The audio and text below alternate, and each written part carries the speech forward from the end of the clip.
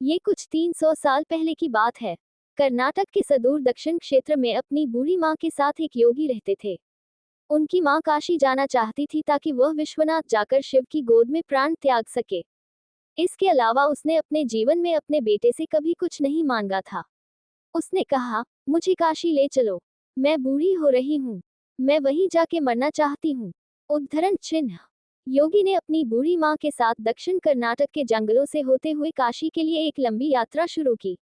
वृद्ध होने के कारण उनकी माँ का स्वास्थ्य बिगड़ गया, तो उन्होंने माँ को कंधे पर उठा लिया और जाहिर तौर पर कुछ समय पश्चात वह कमजोर महसूस करने लगा। उसके पास शिव से याचना करने के बजाय और कोई चारा नहीं बचा। उन्होंने याचना की, हे शिव, मुझे मेरे इस प्रयास में विफल मत होने देना। बस यही एक चीज है जो मेरी माँ ने मुझसे मांगा है, कृपया मुझे इसे पूरा करने दें।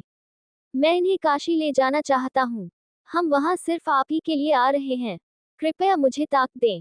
तब जैसे ही उन्होंने चलना शुरू किया, तो पीछे से एक घंटी की आवाज सुनाई दी, जैसे कोई बैलगाड़ी आ रही हो। उन्हें धुंध से उबरती हुई एक बैलगाड़ी दिखाई दी, जिसे एक बैल खींच रहा था, जो थोड़ा अजीब था, क्योंकि एक बैल वाली बैलगाड़ी छोटे रास्तों के लिए होती है। जब सफर लंबा और जंगली इलाके से होते हुए हो तो हमेशा दो बैल ही गाड़ी को खींचते हैं। पर जब आप थके हों तो ऐसी बारीकियों को किसे परवाह। गाड़ी नजदीक आई, पर वे चालक को नहीं देख पाए क्योंकि चालक लबादे में था और बाहर धुंध भी थी।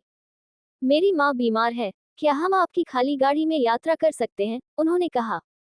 अंदर बैठे व्यक्ति ने सिर हिला के हाँ कहा। वे दोनों गाड़ी में बैठ गए और बैलगाड़ी आगे चलने लगी।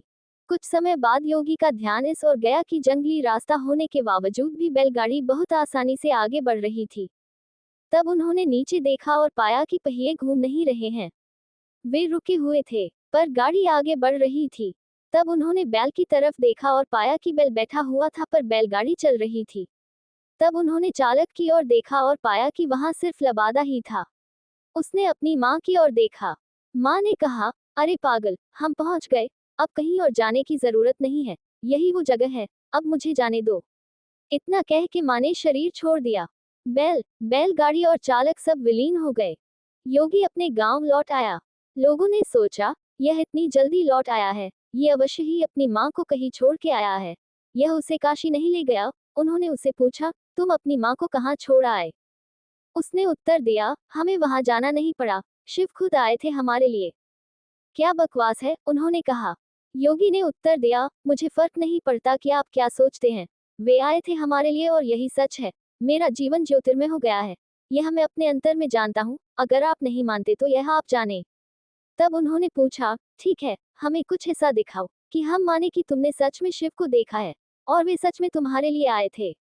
योगी ने कहा, मैं नहीं जानता, मैंने उन्हें नहीं देखा, मुझे सिर्फ एक लबादा दिखा, वहां कोई चेहरा नहीं था, वहां कुछ नहीं था, वह खाली था।